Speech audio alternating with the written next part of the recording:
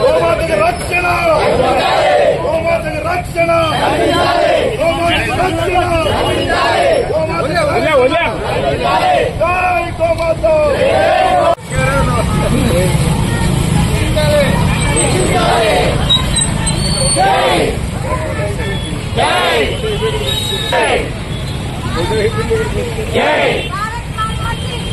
भारत माता की जय। गोमाता की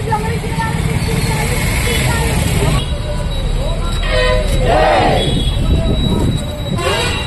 जय। अमर చేయాలి, అమర చేయాలి, అమర చేయాలి.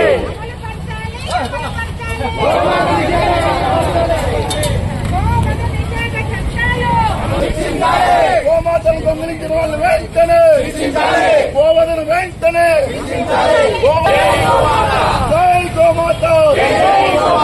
గోమాతను దొంగిలించిన వాళ్ళు వెంటనే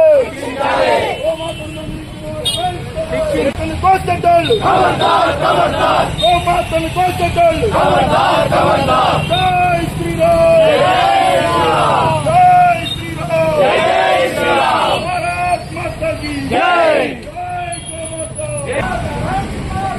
వందే మాతరం, వందే మాతరం, జై బోలో భారత్.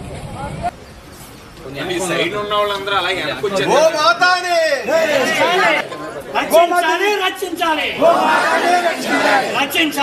ఈరోజు పాలకొల్లులో ఒక సంఘటన యావత్ హిందూ సమాజాన్ని అంతా హిందువుల యొక్క మనసులు బాధపడేలాగా కొన్ని కార్యక్రమాలు జరిగినాయి. కొన్ని దురుద్దేశపూరితంగా కొంతమంది చేశారు.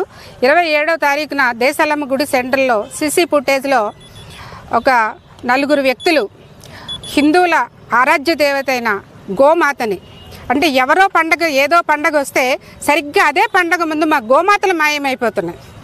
ప్రతి సంవత్సరం నిత్యం జరుగుతుంది. ఈరోజు ఇక్కడ పాల్గొల్లో బహిరంగంగా జరిగింది. సీసీ ఫుటేజ్ల ద్వారా మేము గమనించడం జరిగింది. దీంతో మా హిందువులందరూ కూడా మనోభావాలు దెబ్బతిన్నవి. అంటే మీ హిందువుల మనోభావాలు దెబ్బతిన్నాయి. మీ పశువుని ఆ రోడ్డు మీదకి వదిలేసి మీరు పశువు కోసం మీరు రోడ్డు ఎక్కారని కొంతమంది మూర్ఖులు కూడా మాతో మాట్లాడటం జరిగింది. అలాంటి మూర్ఖులతో మేము వాదించదలుచుకోలేదు. మా సకల దేవతా స్వరూపమైన మా గోమాతకి రక్షించుకోవడమే హిందువుల యొక్క లక్ష్యము. ఆ లక్ష్యంలోనే ఈరోజు ఎవరైతే ఆ రోజు 27వ తారీఖున గోమాతలను అపహరించారో వ్యాన్లో వచ్చారు. ఆ వ్యాన్లో వచ్చిన వారు ఎవరు, ఆ వ్యాన్ ఎక్కడిది, ఆ నెంబర్ అది కూడా దయచేసి పోలీస్ డిపార్ట్మెంట్ వారు చూసి ఎంక్వైరీ చేసి వాళ్ళని శిక్షించాలని కోరుకుంటున్నాము. అలాగే గోవధ నిషేధం కోసం ప్రభుత్వం ఎన్నో చట్టాలు తెచ్చింది. రాజ్యాంగంలోనే 49వ ఆర్టికల్ 49 ప్రకారం నిషేధ చట్టం ఉంది. ఎక్కడ అమలు జరుగుతుంది ప్రశ్నించిన. నేను పశ్చిమ గోదావరి జిల్లా విశ్వ హిందూ పరిషత్ అధ్యక్షునండి, కిరణ్ ప్రసాద్, భీమవరం.